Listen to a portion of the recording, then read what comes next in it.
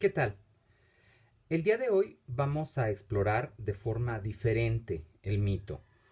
Recurriremos a varias escuelas de interpretación para aventurar explicaciones, dado que no tenemos una versión, como hicimos con el mito de Perseo, sino una compilación hecha por un autor que de hecho no tiene un interés poético ni un interés creativo, sino simplemente un interés de reunir los mitos de forma general. Y por eso es que vamos a ver cómo se puede abordar un mito general, como es el caso del de Heracles. Lo primero a advertir es que en la serie de mitos narrados se reconoce un orden determinado que tiene que ver directamente con las historias que se cuentan. No es algo que el autor, en este caso Apolodoro, haya pensado él, ya lo hereda de la tradición y por tanto esto nos debe dar una pauta de análisis, ya que debemos ver qué relación hay en esta presentación con los mitos narrados. Para ello vamos a recordar los mitos, o por lo menos el orden de los mitos, y entonces tendríamos que de los 12 trabajos de Heracles que ustedes ya leyeron en su texto, vemos el siguiente orden. Aparece primero el león de Nemea, es el primero de los trabajos, luego la hidra de Lerna, la cierva Cerintia, el jabalí de Erimanto, los establos de Augías, las aves de Estinfalo, el toro de Creta, las yeguas de Diomedes, el cinto de Hipólita, las vacas de Gerión, las manzanas de las Hespérides y se cierra con el mito del cancerbero. Lo primero a notar es la distribución de los trabajos, ¿sí? Y de hecho el orden es bastante claro. Si notan, tenemos una serie de criaturas problemáticas o que crean dificultades en los territorios. Y es justo la mitad de los trabajos. Aun cuando el toro de Creta, al ser una bestia, también deberíamos integrarlo aquí. Ya vamos a ver que las cosas cambian a partir de este séptimo trabajo. Y ya podemos ver una relación diferente. Aquí es una relación local, porque en realidad no estamos hablando de muchas zonas en las que causen problemas. Propiamente todos estos espacios geográficos están dentro de la zona argiva. Y recuerden que Heracles, habíamos visto, no es solo un personaje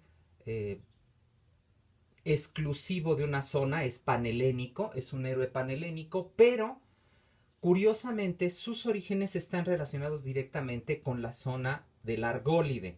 Incluso se hacía nacer a Heracles ya sea en Micenas, en Tirinto o en la propia Argos. Y ahora estaba bajo el mando precisamente de Euristeo, rey de Argos.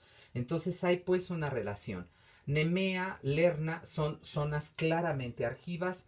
La cierva Cerintia está en la zona de Acaya, que estaba bajo la jurisdicción de Argos en los tiempos más remotos, lo mismo que el jabalí de Erimanto. La zona de los establos de Augías y las aves de Estinfalo de todos modos caen en esta misma área geográfica. Así que aquí estamos hablando de un héroe local. En cambio, en lo que es los demás trabajos, del séptimo al doceavo, lo que encontramos es un héroe que ya parte a otras regiones, ¿sí? Incluso llega hasta los límites conocidos y va más allá en los últimos tres trabajos. Entonces vemos los primeros 6 trabajos como relacionados entre sí en una zona local. Luego vendrían los 3 primeros trabajos que lo llevan hacia los linderos del mundo conocido para finalmente ir al mundo de lo desconocido, incluyendo el mundo de la muerte y del más allá. Entonces eso es lo primero que podemos notar cuando nos acercamos al mito heracleano en Apolodoro. Para un pueblo de pastores, y recuerden que en los mitos griegos antiguos los rebaños siempre son signos de prestigio, de poder económico, incluso de poder monárquico, una fiera como el león de Nemea sería un gran peligro, y es de suponerse que su eliminación sería algo que se pretendería como una hazaña digna de contarse. De hecho, hasta el día de hoy lo es para los pueblos pastores en las zonas como África o en las zonas de Siberia. Pero hay que notar las características que se agregan en el mito. No es la eliminación de un simple león, como en el caso del mito del león de Citerón, donde incluso ni siquiera hay una mención importante de cómo le da cacería al monstruo, sino simplemente es la matanza de la criatura peligrosa y el peso se carga sobre la idea de la relación que tiene con las hijas del rey Tespio. Y que esto nos alude ya a un carácter más folclórico, una leyenda más folclórica en el caso del león del Citerón. Pero en el caso del león de Nemea es diferente, porque el león está fantaseado. Era invencible. Para todo cazador su primera fiera se antojaría invencible. Pero en el caso del mito ya es más remarcado ese aspecto de la criatura. Si comparamos a los dos mitos de los leones en el contexto heracleano, notaremos que en ambos la fiera asola rebaños del lugar, que en ambos hay un huésped, ¿sí? En el primero es Tespio, en el segundo es Molorco, pero el sentido de la aparición de ese huésped es harto diferente. En la leyenda de Citerón, como les decía, el elemento sexual llega a ser incluso bufonesco.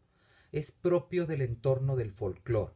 En cambio, la alusión que se hace en el mito del león de Nemea a Molorco es de carácter sacro y sobre todo heroico, porque si recuerdan, el punto es que Molorco va a ofrendar a Heracles como héroe si muere enfrentando al león de Nemea. Por eso se habla de que le sacrificaría a aquella cabra, que era la única que quedaba en su rebaño, y se la sacrificaría a él como héroe tónico al haber muerto. Pero si lograba vencer a la bestia, entonces había que ofrendarlo a los dioses. Y entonces hay un cambio al Zeus Salvador, al dios del cielo. Y allí es donde viene ese sentido sacro que yo les comento. Sobre todo ese sentido donde el héroe ya está casi a la altura de una divinidad al vencer a la fiera. Así que no podemos sino entender que estamos ante dos historias de corte muy diferente, aunque de pronto parecieran ser versiones de un mismo acontecimiento. Finalmente, no son tampoco compatibles el mito con la idea de civilizar el entorno tan claramente. Porque en la leyenda del león de Citerón, el beneficio es propiamente Heracles, es para Heracles, ¿sí? Porque es enfrentar a una fiera que está asolando los rebaños de su padre putativo, pero su padre, que era anfitrión. Y lo que él alcanza es la heroicidad para él, es decir, un reconocimiento para él. Entonces todo queda como dentro del cuento folclórico, del cuento infantil, el héroe que supera sus limitaciones. En cambio, en el caso del mito del león de Nemea, no, el beneficio es para todo un pueblo, para toda una sociedad y no únicamente para el propio héroe. Entonces ahí notamos, a mi juicio, siempre recuerden que eso es lo que hacemos con una interpretación, estamos ofreciendo una hipótesis de lo que pudo haber sucedido, son suposiciones, no son certezas. A mi juicio entonces, bajo mi punto de vista, lo que tenemos es una transformación de un cuento folclórico a un cuento claramente mitológico. Hay quien ha querido ver aspectos más profundos en el mito de Heracles y el león de Nemea. A diferencia de lo que ocurre con otros mitos de bestias terribles, las armas mágicas del héroe son inútiles. Recordarán, porque ya leyeron el texto, sus flechas rebotan sobre la piel invulnerable, la masa no logra dañar al monstruo, por lo que tiene que recurrir al elemento propio del héroe, su fuerza sobrehumana. Por tanto, nada tiene aquí de preeminencia divina, porque las armas que los dioses le han regalado no le sirven. Es un impulso del héroe por obrar por sí mismo, por sobreponerse, por encontrar la salida de un problema. Y entonces entran en juego los aspectos psicológicos. El que el animal se refugie, por ejemplo, en una cueva que es húmeda y oscura, pues evoca el inconsciente. Y hasta ella es que accede el héroe solar, porque recuerden que regularmente los héroes representan esta fuerza del sol que viene a ayudar, a salvar. El héroe solar va a entrar a esa cueva húmeda, o sea, va a ir a la oscuridad, va a ir de la luz a la oscuridad, y todo esto podría simbolizar un interés por comprender lo que ocurre en nuestro interior, por vencer a nuestro monstruo interior para salir airoso al mundo de la realidad. Es quizá más difícil sostener esto pensando que el mito estaría más ligado a las creencias de una sociedad que a las creencias de los individuos, pero al fin y al cabo las sociedades se integran por individuos y podríamos suponer que efectivamente este mito tuviera ciertos sentidos personales. Ahora, el sentido de la hidra de Lerna cambiaría un poco si lo vemos desde el aspecto historicista. Antropológica o sociológicamente, parece recordarnos un ámbito muy humano.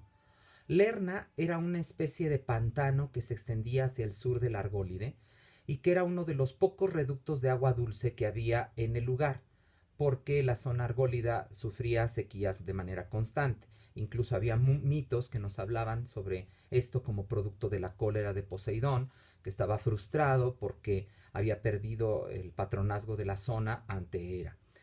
No eran los únicos mitos entonces que recordaban la aridez de la zona y por tanto los pocos reductos de agua tenían que ser sanitizados, ahora que está de moda la palabra, para lograr el progreso de la sociedad en un ambiente tan difícil.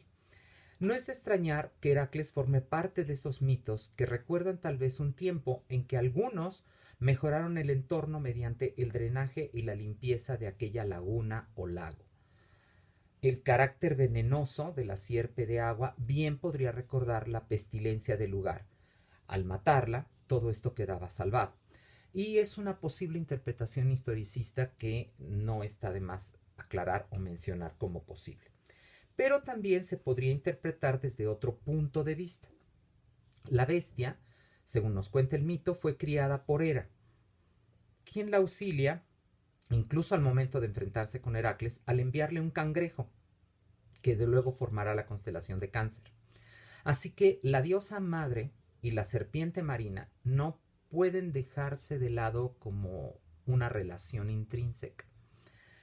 Heracles matará a la fiera, eliminando consecutivamente sus cabezas, pero al fin y al cabo evita que ésta resurja. Entonces no solo es una muerte, sino es una extinción. Debe cauterizar la herida para que la cabeza de la hidra no renazca y doble. Y no sé si notaron, pero en el mito, sobre todo en griego, en español no se va a notar, el arma que utiliza Heracles es una harpe, es decir, la misma que utilizó su ancestro Perseo para eliminar a Medusa.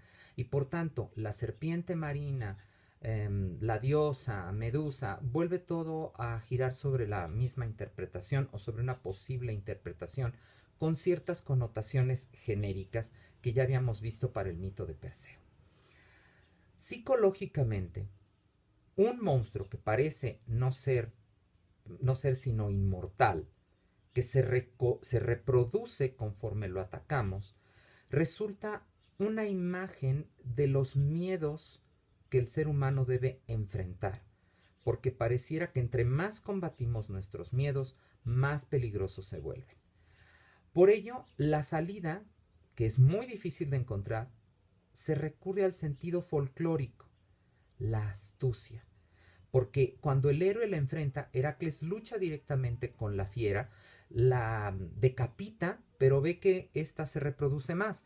Entonces tiene que recurrir al elemento único de la humanidad, que es la astucia. Y nuevamente vemos en Heracles fundirse la figura del héroe mitológico con el héroe folclórico. Tenemos muchos elementos, son muchas posibles respuestas y se puede atacar el mito de la hidra desde muchos ángulos. Ahora, la cierva y el jabalí son dos animales del mundo de lo salvaje y la mención de Artemis parece confirmarlo. Ambos tienen la misma raíz en su forma de ser vencidos. Heracles no puede recurrir a las armas, sino a la astucia. Entonces tenemos mitos de corte folclórico. Engaña a los animales y los derrota en sus propios terrenos. A una la cansa y al otro lo acosa hasta que no pueda defenderse. Los mitólogos aseveran que son los trabajos menos interesantes y que, de no ser por el mito, por ejemplo, de los centauros, que es el mejor, quizá uno de los mejores de los parerga, pasarían desapercibidos.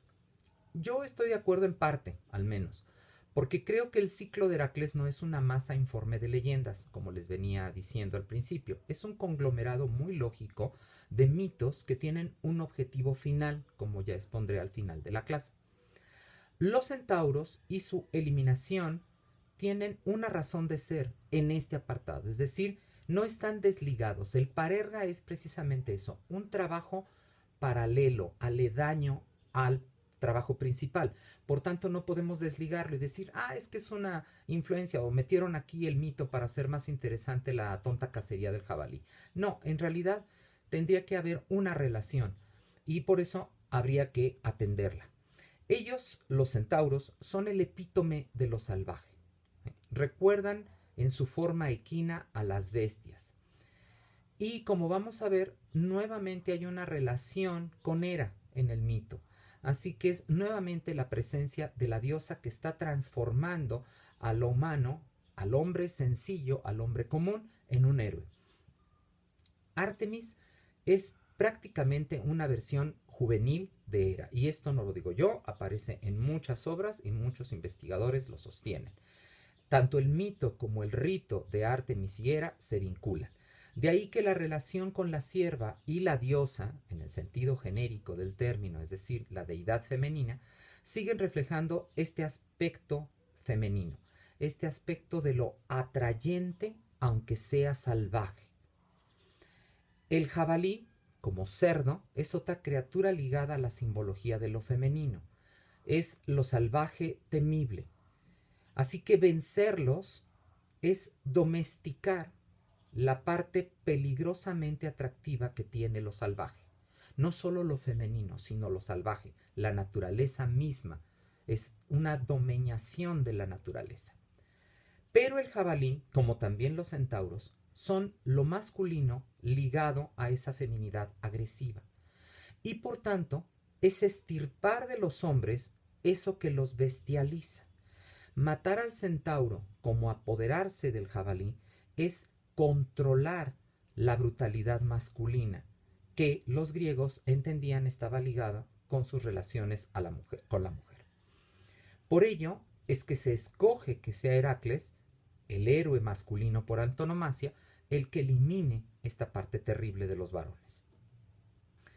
En el caso de la sierva es lo mismo, es dominar la habilidad femenina, dominar la capacidad salvaje de lo femenino. Así que entran en la lógica que vamos a ir viendo, se va desarrollando en la persona de Heracles. Los establos de Augías y las aves de Estinfalo, aunque de momento no lo parezca, tienen elementos en común. Y es claro que esta es la pestilencia, el excremento, librarse de la suciedad. Y por tanto, en el contexto mitológico, esto se relaciona directamente con la purificación del héroe. Ese elemento purificador está claro en los mitos. En el caso de Augías es el agua con la que limpia los establos. E incluso podríamos suponerlo para el mito de las aves de Estinfalo, porque ellas en sí están ensuciando el lago de Estinfalo. Entonces es una especie de purificación, es como un doblete de la figura de la hidra. Pero también estaría el hecho de que las elimina mediante un líquido, un elemento purificador diferente, un fármaco, un veneno. El veneno de las flechas con las que las mata.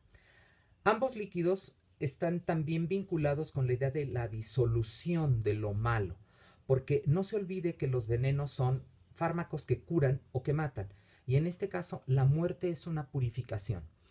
El héroe, al terminar ambos problemas, está listo para transitar hacia una segunda parte de sus trabajos. Es decir, los primeros 6 trabajos perdón, incluyen esta destrucción de todo lo ligado con lo terrible que puede enfrentar un ser humano, ¿sí? Ya sea en forma de bestia que daña la región, ya sea en forma de bestia simbólica que destruye la sociedad por la libertad salvaje de las mujeres o por la agresividad innata de los hombres. Y entonces hay que eliminarlo. Y finalmente estos mitos últimos pues son la purificación de ese aspecto. Y por eso es que el séptimo trabajo, el toro de Creta, aunque es nuevamente una fiera a la que el héroe se debe enfrentar, esta vez ya no es un héroe cazador el que lo está haciendo. Heracles ha evolucionado y se transforma en un héroe civilizador que enfrenta ahora lo extraño. El mundo del toro de Creta es el mundo ajeno. Ya no es el Peloponeso, ya no es la Argólide, es su primer trabajo fuera de la Hélade conocida, y al propio tiempo nos trae a colación el primer reino extranjero que los micénicos pudieron conocer, los minoicos. Derrotar al toro puede ser una manera en que los antiguos simbolizaron la caída de los viejos reinos que rivalizaban con el mundo micénico. Así que tendríamos una posible interpretación histórica, aunque muy difícil de comprobar. Pero también no hay que dejar de lado que el toro tiene un símbolo, y esto es quizá más fácil de corroborar. El simbolismo del toro es el dios salvajemente favorable a la diosa, ¿sí? La relación entre las figuras femeninas divinas y los toros son antiquísimas. Incluso hay quien podría remontarlo hasta época prehistórica. Y se conserva hasta el día de hoy, pues muchas tradiciones ligadas a la Virgen María, en el caso de España, por ejemplo, están ligadas a las corridas de toros, a los encierros, etc. En el caso particular de Creta, el toro era un símbolo obvio venido de Oriente. Los mitos de Creta estaban ligados a la figura del toro. Europa, transportada allí desde las regiones fenicias para terminar siendo la madre del futuro rey Minos. El toro que hace surgir Poseidón de las olas y del cual termina enamorándose Pasífae para engendrar al Minotauro. El toro es un símbolo masculino ligado a una deidad masculina poderosa, Zeus en el caso de Europa, Poseidón en el caso de Pasífae, y son claras señales de que este animal evocaba la fuerza viril, pero fuera de control, más o menos como los centauros, pero no en esa forma bruta y torpe, sino más bien en una forma de poder masculino ligado a las actitudes femeninas, algo que los griegos entendían bien con respecto al toro, y por eso lo presentaban como el amante de estas figuras femeninas monárquicas, pero a la vez, digamos, un tanto eróticas. De allí que incluso ellos imaginaban que un hombre que estuviera tan del lado de las mujeres, que estuviera tan atento a ellas, sería un guinaimanés, es decir, un loco por las mujeres. Y por tanto, domeñar al toro, traerlo de vuelta de la salvaje región minoica, o de la incivilizada, mejor, región minoica a Creta, es una forma de civilizarlo. Ajá. Es una forma de hacer que la imagen de la sexualidad masculina, que no puede resistirse a las mujeres, que es controlado por ellas, es ahora canalizado hacia el universo heleno. Heracles va a doblegar al toro, e incluso en el mito se decía que como una nueva Europa lo montaba y lo traía de regreso por el mar, lo usaba como barca para regresar a Grecia. Y entonces es como una manera de haberlo dominado, y ahora él haber montado al toro es como haber sojuzgado esa fuerza. Con el inicio en Creta es normal que después se recurra a otros entornos más bárbaros, Tracia y el Oriente. Los escitas y sus aficiones extrañas eran recordados en el mito de las yeguas de Diomedes. Estas criaturas carnívoras que recuerdan a todas las sociedades del caballo, como lo fueron los escitas o como lo serían después los mongoles. Es también un recuerdo quizá de los viejos tiempos griegos que estuvieran en la base tradicional de los mitos y que nosotros históricamente los relacionamos con los indoeuropeos, porque la sociedad de los indoeuropeos fue una sociedad del caballo, ya que introdujo a este animal a la Europa central, por lo que imaginar o recordar aquello era algo en que el mito debía ser extirpado, porque como vimos con los centauros, el caballo se liga a la fuerza masculina desenfrenada. Es también un animal simbólico de Poseidón. Extirpar, como hizo con el toro de Creta, otro símbolo masculino, al caballo del universo de los hombres civilizados, es precisamente permitirles superar ese salvajismo primitivo y heredado. A manera de conseja popular, o sea, un elemento folclórico, está también el fin del propio rey Diomedes, cuyas acciones se le revierten al ser devorado por el propio mal que él creó. Entonces es como una manera de presentar un paradigma, de enseñar a los jóvenes el error de una actitud salvaje en un hombre. Caso muy parecido, y por eso los enlazo, es el del cinto de Hipólita. Es llegar al mundo de lo extranjero en el límite máximo que puede darse. Las amazonas no solo habitan los confines del mundo conocido, son de hecho el límite del mundo humano porque simbolizan un mundo al revés, un reino dominado por mujeres. Y es una aberración que siempre los griegos van a tratar de conjurar. Había una como maldición. Todo gran héroe tiene que enfrentarse a estas mujeres guerreras y derrotarlas.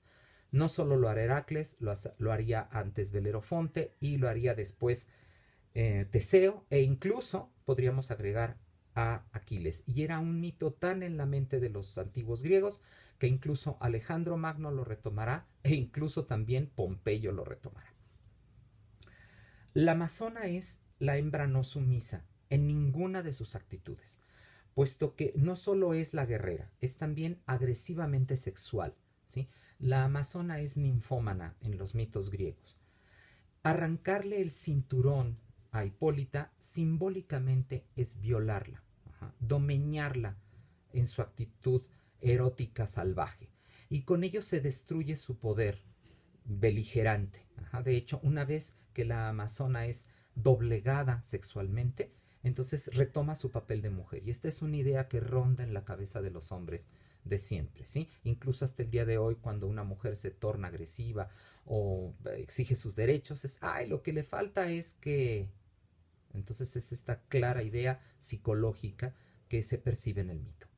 No hay que olvidar que las amazonas eran temibles también porque en su calidad de mujeres habían logrado lo que para los hombres solo era un simple sueño, autorreproducirse.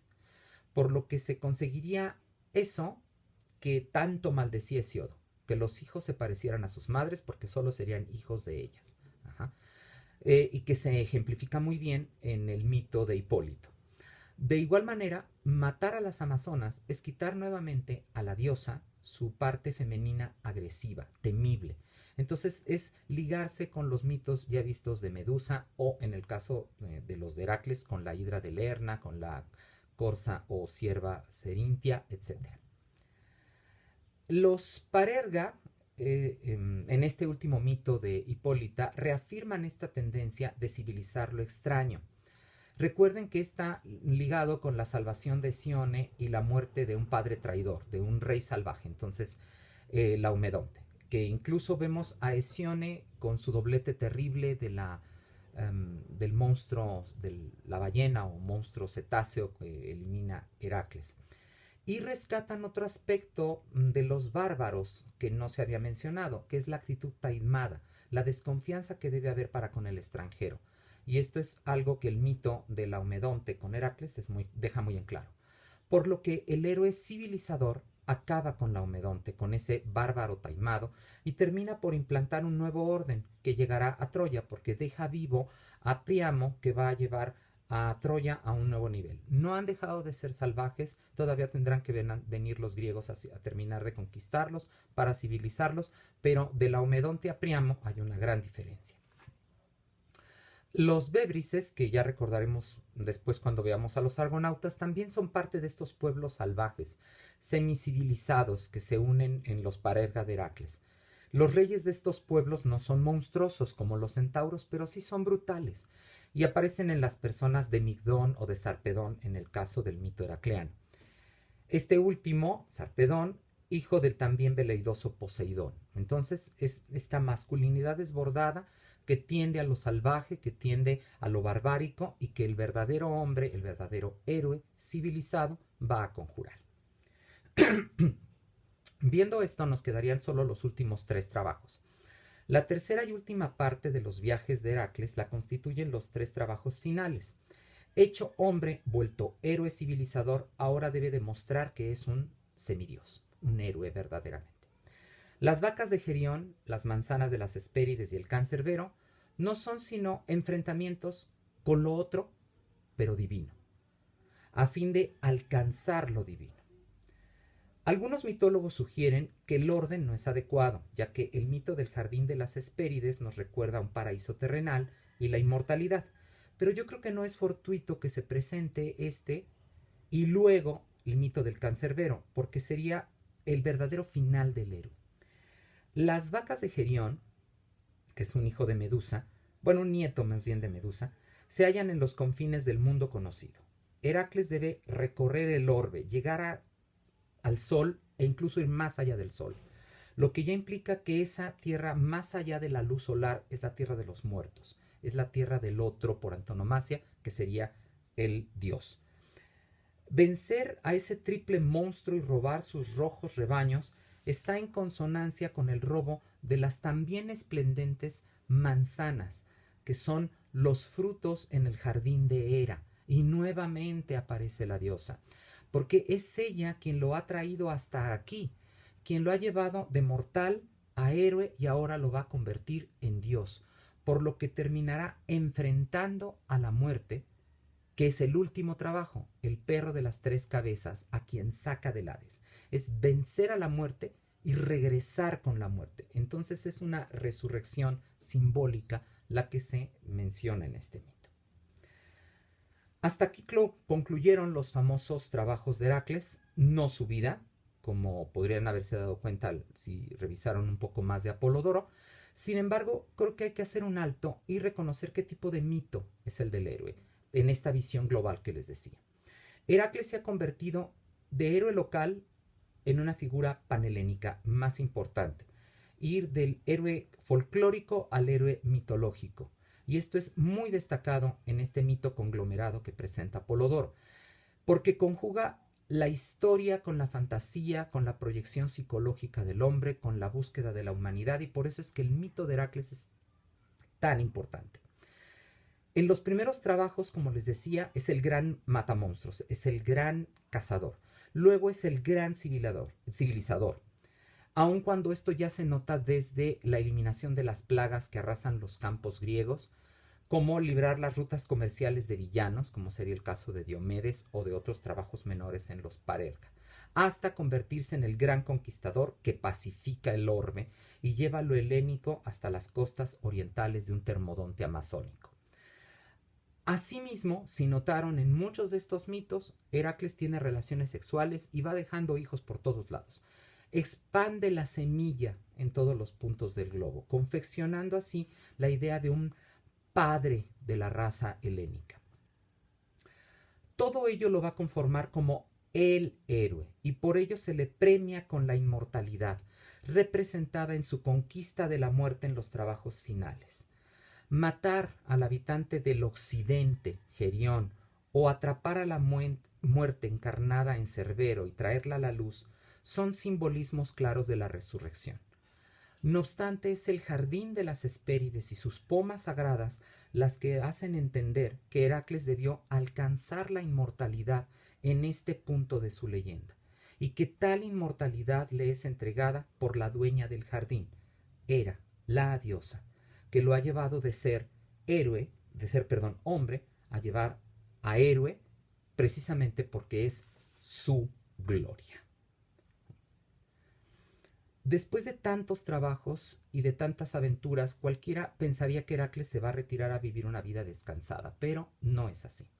Muy al contrario, ahí comienzan una serie de hazañas bizarras en los dos sentidos de la expresión moderna, porque luego de su cautiverio forzoso con Euristeo, Heracles da comienzo a una serie de guerras, muchas ellas contraídas en sus trabajos, pero otras realizadas meramente por placer heroico, y que los mitólogos van a tratar de buscar con inverosímiles razones para justificar lo que en algunos momentos puede llegar a ser actos brutales por parte de Heracles. Quizá, y solo es aventurar una hipótesis, estas tradiciones posteriores se relacionarían con las expediciones militares de los pueblos dorios, que de hecho consideraban que Heracles era su ascendiente, su padre prístino. Entonces quizá este aspecto belicoso es algo que retoman las culturas dorias posteriores. Finalmente llega la apoteosis de Heracles, se convierte en dios. La tradición quiere que Zeus sea el que lo termine por convertir en dios al morir Heracles, o al estar muriendo Heracles por el envenenamiento de un enemigo muerto, un centauro al que él mata y que emponzoña una túnica que finalmente su esposa le manda y que pueden ustedes revisar en el mito. Zeus decide transportarlo al cielo y convertirlo en dios a despecho de su consorte.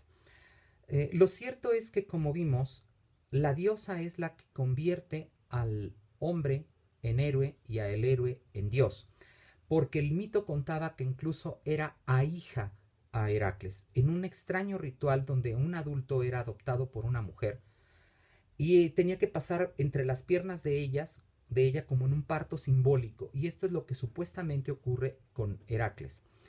De hecho, Hera termina por reunirlo a su familia porque lo casa con Hebe, en un claro símbolo de que ya va a tener a la juventud eterna a su lado. E incluso se va a reproducir con ella, y Heracles forma parte ya de los dioses olímpicos, aunque su papel siempre va a estar dudoso. Incluso ya en Homero teníamos una sombra en el Hades y a un Heracles en el cielo. Es el Homero de la Odisea, es quizá en el pasaje que se ha introducido en la tradición odiseica, así que podía estar en duda o ser precisamente ese momento en que había una transformación de héroe a dios en el caso de Heracles. Bueno, muy bien, le dejaremos aquí y la semana entrante reiniciaremos las clases, ahora con el mito de los argonautas. Pásenla muy bien.